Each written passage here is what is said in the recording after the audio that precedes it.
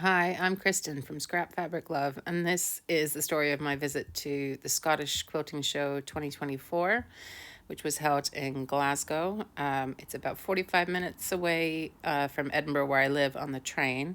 And I actually went through earlier in the week on the Tuesday to drop off 2 quilts I was putting into the quilt competition, and then headed back to Glasgow again on the Friday and decided to stay over in a nice hotel and have dinner with some friends who stay there anyway. And then headed off to the SECC where the quilt show's taking place. So that's that one with the pitched roof in the middle.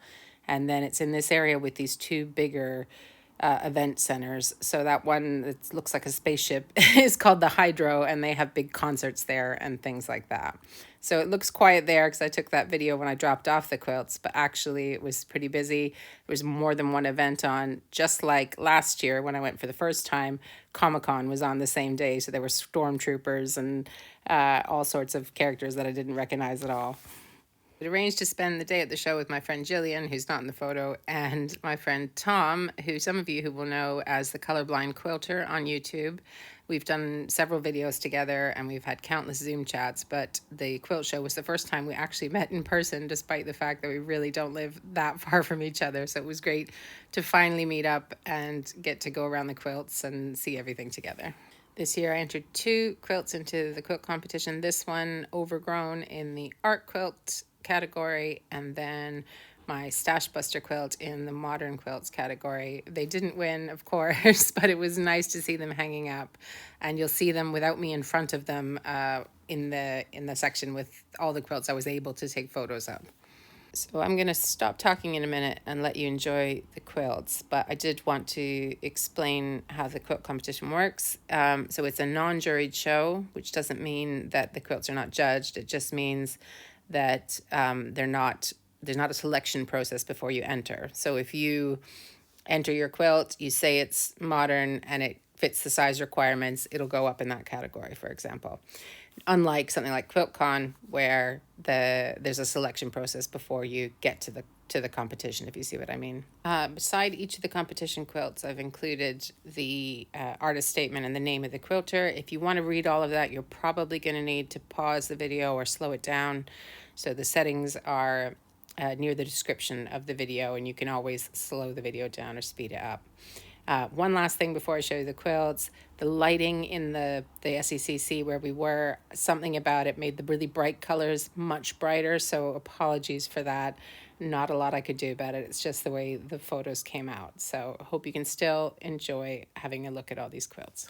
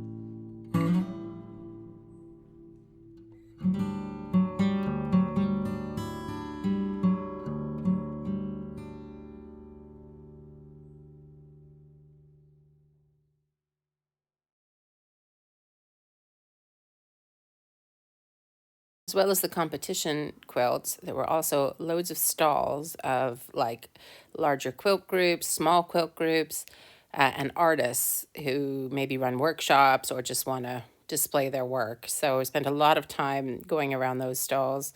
The Glasgow Modern Quilt Group, Guild, I guess, had lots of really cool quilts. So I took a lot of photos there. I haven't been able to put the sort of artist name and everything for every quilt in these stalls, but I've done a few. The ones where maybe taking close-ups. But hopefully you can see some of the group names and things like that. So it was just kind of showing you how much is going on. A lot of the smaller groups I hadn't heard of. Tom and Jillian, who were going around with me, they hadn't heard of them either. So there's obviously, as well as the bigger groups that we all know about, there's lots of little pockets of quilting going on in Scotland, which is nice to know. So a lot of them did these kind of challenges where they were making quilts based on a theme. So it was lots of smaller quilts, and some of them were really, really striking. So that was really fun to go around and have a look at. Some of you might recognize some of the artist names on these stalls. I don't know them all, but my friend Jillian's been quilting a lot longer, and she knew who everyone was, it felt like. So maybe in time I'll get to recognize more of these names. So I did spend most of my time going around either the competition quilts or these stalls, and a little bit of the shopping, which I will show you later. But the Scottish Quilting Show is actually part of a bigger show, the Scottish Creative Craft Show. So there were other, mostly stalls, mostly shopping stalls and things. And I think some workshops that were on other types of crafts other than quilting. So part of my shopping was from one of those stalls. But I was obviously spending more of my time around the quilts and just looking at everybody's range of things that they'd put together to display, which was really cool. Just like last year, a lot of the floor space was taken up with shopping stalls, which is what a lot of folk come to the quilt show for. So there was lots of fabric, thread, and sewing machines and lots of things like that on offer. I was pretty restrained, but I will show you what I bought. I only bought a few things. So there was a shop, Barnyards, which I've shopped from online before, and they were selling Isacord threads among lots of other things. But I think it was like 3 for 10 something, £10.45 or £10.95, something like that. And I still have plenty of the Isacord bundle that I got secondhand on eBay from someone who was just having a clear out. But I've run out of black and white. So I got a few of those. And this purple, I use this thread for quilting on my Moxie. And I do also use it on the domestic if I'm doing top stitching or things like that. It's very pretty. It's got a nice kind of sheen to it, if you like that. So I bought those. And the only other thing that I bought really has nothing to do with quilting. It's a kit, like a beginner's kit for weaving. I think, what is it? Hang on. So it's a weaving kit from Juco Designs. They're in West Yorkshire. And she just had a cool stand, and it did come with this yarn kit and instructions. I haven't tried it yet, obviously. But what I was thinking about was doing something with maybe salvages, maybe leftover strips and trimmings from trimming quilts or trimming fabric, squaring up and things like that, where it's not thick enough to get a seam in it or something. So I don't know. I might have a play with that and see what I can do with it. Also, I've got lots of denim seams. So I use the legs for my jean quilts and things like that. But the seams, I often just have sitting around waiting for that. I've made other things with them, but I've kind of run out of things that excite me to do with them. So I just have a bunch of them. So I think that could work with something like this. So obviously I got to learn how to do it first. But so that's what I bought. Some of the prices of some of the other notions and things like that, I didn't find were that much cheaper than I would see online. And there's nothing I desperately need. And fabric, I'll show you possibly in an upcoming video if I can get myself organized. I've been doing a bit of online scrap hauls, I guess you call them, is what I've called them before, like buying other people's leftovers. So I've kind of, it all hasn't arrived yet, but I know I'd purchased all of this, bits and pieces of other people's fabric and things before I went to the quilt show. So the idea of buying fat quarters or things like that felt a bit indulgent. So I didn't go crazy with fabric.